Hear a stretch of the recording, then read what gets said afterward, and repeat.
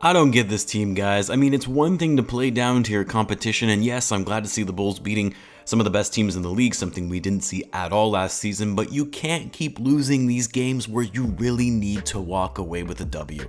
This video is probably going to be pretty short, but I wanted to share my thoughts and vent a little, but yeah, let's not sugarcoat it. This loss falls squarely on the Bulls' two best players, in Zach Lavine and DeMar DeRozan.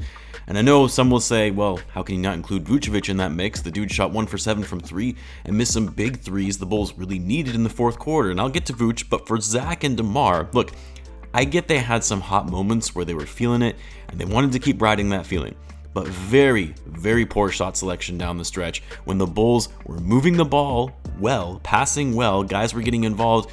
That was when they were playing their best. And in the final minutes, both Zach and DeMar, ISO ball, contested shots with lots of time left on the shot clock and with guys not under the basket for a rebound.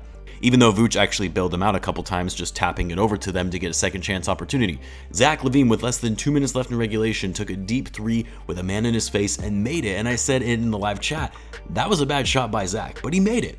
That's the thing, when the shots are going in, no one sees it as a bad shot, but when you're taking super deep threes with a game as close as it is and not setting up a play, not making smart basketball decisions, recognizing how much time is left on the shot clock, it's not a good shot. Now, Zach made the first one, but then he came back with a heat check three in which he pump faked on a contest, launched it, and it clanked on the front of the rim. This was when the Bulls were up by 4. OKC comes back and scores on the other end. Of course, they scored again to tie it at 108. Game eventually goes into overtime. And yes, DeMar was clutch. I mean, he's usually pretty clutch. This isn't me trying to say that DeMar isn't a clutch player. Everyone knows he is clutch.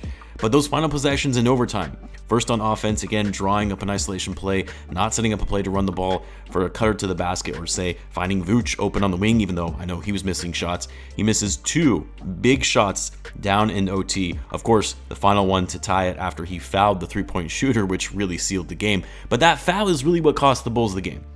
Shot clock winding down, gilgeous-alexander knows he has to force a 3, who wasn't shooting well from 3, and he pulls the move that DeMar always does on other guys. I know some were saying it was an offensive foul, but it wasn't an offensive foul. It was clearly a foul on DeMar.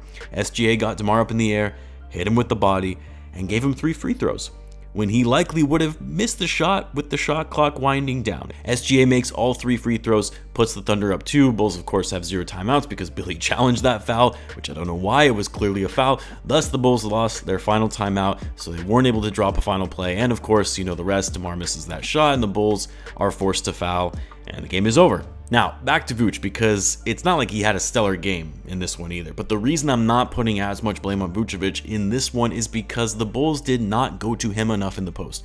I don't know how, in a matchup like this, when the Thunder don't really have a true center, he's being matched up with Pokusevski, who weighs like, 100 pounds less than Vucevic does. And when you see on the handful of times where they did feed Vuce in the paint and he was able to outwork his defender, how do you not keep going back to that? Last season, Vucevic averaged 28 points and 15 rebounds against the Thunder in their 2 meetings. This is clearly a game where Vuce gets to eat. Why? Why wasn't he being utilized more? Instead, he's just jacking up threes.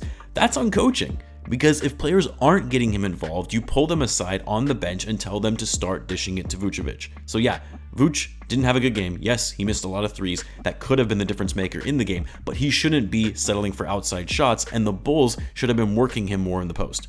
The other thing is, when talking about the Bulls not feeding Vucevic because of the mismatch down low, why is Andre Drummond only playing 7 minutes tonight?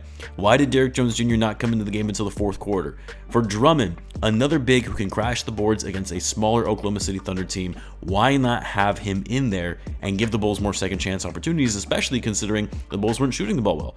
Drummond played 7 minutes and got 4 rebounds, 3 of which were offensive rebounds in that time span. It was good to see Dragic back, but he didn't really look like himself, missed a lot of shots. Coby White, also a pretty average game.